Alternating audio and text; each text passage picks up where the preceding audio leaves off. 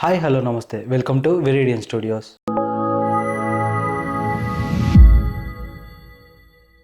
ఈరోజు మనం ఎంతో ఇంట్రెస్టింగ్ అయిన ఫ్యాక్ట్స్ గురించి మాట్లాడదాం. అవి రియల్ లైఫ్లో ఎంతో యూస్ఫుల్గా ఉంటాయి. మీరు ఎప్పుడైనా గమనించారా, చలికాలంలో మనకి చాలా తొందరగా నిద్ర పడుతుంది, కానీ ఎండాకాలంలో అంత ఫాస్ట్గా అయితే నిద్ర రాదు. ఎన్ని ఫ్యాన్లు ఉన్నా కానీ లైట్గా ఉక్కపోస్తూనే ఉంటుంది. నిద్ర అంత ఫాస్ట్గా అయితే పట్టదు. రీసెర్చర్స్ చెప్పిన ప్రకారం ఏంటంటే, నిద్రపోయేటప్పుడు రూమ్ టెంపరేచర్ ఎంతవరకు ఉండాలంటే 16 to 20 మధ్యలో ఉంటేనే మనకి ప్రాపర్గా నిద్ర పడుతుందంట. ఆ టెంపరేచర్ మనిషి యొక్క అది ఎంతగానో ఉపయోగపడుతూ ఉంటుంది. ఎందుకంటే ఆ టెంపరేచర్ కొంచెం ఎక్కువైనా కానీ మనకి నిద్ర అయితే పట్టదు. ఒకవేళ నిద్ర పట్టినా కానీ మధ్యలోనే మెలకు వచ్చేస్తుంది. కానీ చలికాలంలో అలా అయితే ఉండదు. మన రూమ్ యొక్క టెంపరేచర్ 16 కంటే తక్కువగా ఉంటుంది కాబట్టి మన రూమ్ చాలా చల్లగా ఉంటుంది. దానివల్ల మనకైతే మంచిగా నిద్ర పడుతుంది.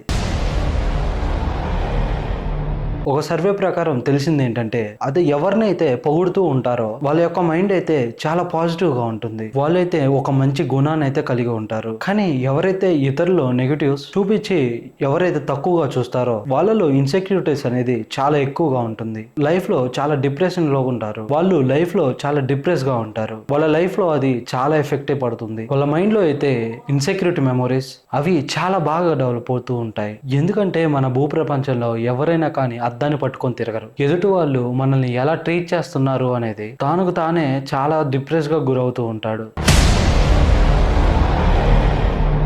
మనుషులకి చాలా మానసిక రోగాలు అయితే వస్తూ ఉంటాయి. కానీ సైకాలజీలోనే ఎంతో భయంకరమైన ఒక వింతైన ఒక డిసీజ్ ఏదైనా ఉంది అంటే దాని పేరే క్వార్టరోస్ డిల్యూజన్. దీన్నే నడిచే శవం అని కూడా అంటారు. ఈ జబ్బు వచ్చిన పేషెంట్లు అయితే తాము చనిపోయామని చాలా బలంగా అయితే నమ్ముతూ ఉంటారు. వాళ్ళు బ్రతికే ఉంటారు, తిరుగుతూ ఉంటారు, అందరితో కలిసిమెలిసి మాట్లాడుతూనే ఉంటారు. కానీ వాళ్ళ బ్రెయిన్ వాళ్ళకి ఏం చెప్తుందంటే, నువ్వు చనిపోయావు, నీ గుండె కొట్టుకోవట్లేదు, నీ ఒంటిలో ఒక్క చుక్క కూడా రక్తం లేదు, నీ అవయవాలు లోపల కుళ్ళిపోయాయి. ఇది వినడానికి ఏదో హర్రర్ సినిమా స్టోరీలా ఉంది కదా. దీని వెనక ఒక న్యూరోలాజికల్ రీజన్ అయితే ఉంది. మన మెదడులో రెండు భాగాలు అయితే ఉంటాయి. ఒకటేమో ఎమోషన్ని గుర్తు పెట్టుకునేది, ఇంకోటేమో మనుషుల్ని గుర్తు పెట్టుకునేది. ఇలా రెండు భాగాలు అయితే ఉంటాయి. ఈ రెండింటి మధ్య కనెక్షన్ అయితే కట్ అయినప్పుడు ఈ జబ్బు అయితే వస్తుంది. సాధారణంగా మన అద్దంలో మన ముఖం చూసుకున్నప్పుడు మనకి ఒక ఎమోషన్ అయితే వస్తుంది. అదేంటో కాదు, ఇది నేనే అని. కానీ ఈ పేషెంట్స్ అద్దంలో చూసుకున్నప్పుడు అద్దంలో వాళ్ళకైతే ముఖం కనిపిస్తుంది, కానీ వాళ్ళకైతే ఎలాంటి ఎమోషన్ అయితే కలగదు. దాంతో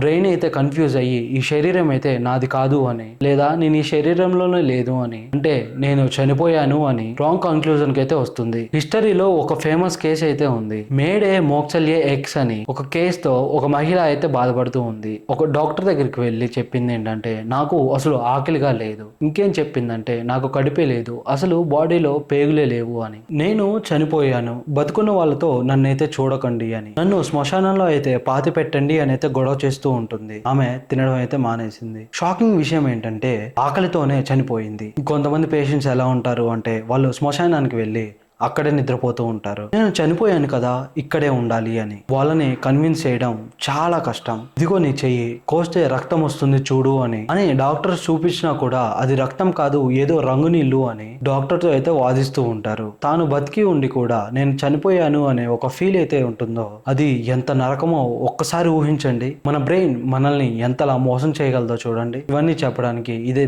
ది బెస్ట్ ఎగ్జాంపుల్ అని కూడా అనుకోవచ్చు. మనం వారమంతా పనిచేస్తాం, కానీ ఏదో బాగా ప్రోడక్ట్ డే ఏంటో తెలుసా? అదే ట్యూస్డే. ఎందుకంటే ఆ రోజు మా ఊర్లో మార్కెట్ జరుగుతుంది అని నేను మాత్రమే అనుకుంటాను. కానీ రీసెర్చర్స్ చెప్పేది విషయం ఏంటంటే, ట్యూస్డే చాలా ప్రొడక్టివ్ డే అని. ఎందుకంటే వారమంతా పనిచేసి సండే రోజు రెస్ట్ తీసుకుంటాం కదా, మండే డ్యూటీకి వెళ్ళాలంటే చిరాకేస్తుంది. మండే ఎలాగోలా కష్టపడి పనిచేస్తే ట్యూస్డే రోజు వాళ్ళకి కొంచెం రిలీఫ్ గా ఉంటుంది. అందుకే వాళ్ళు చాలా పీక్ ప్రొడక్టివ్ డేగా పనిచేస్తూ ఉంటారు. మండేతో పోల్చుకుంటే ఆ రోజు వాళ్ళకి వర్క్ లెవెల్స్ చాలా ఎక్కువగా ఉంటాయి. ఇంకా వెనస్డే, థర్స్డే, ఫ్రైడే ఈ 3 రోజులు ఎప్పుడైతే సాటర్డే, సండే వస్తుందా అని దానికోసం ఎదురు చూడడమే సరిపోతుంది. ఇలా వారం మొత్తంలో ట్యూస్డే మాత్రమే ఎంప్లాయీస్ వాళ్ళ ఒక్క పనిలో చాలా ప్రొడక్టివ్ గా ఉంటారు.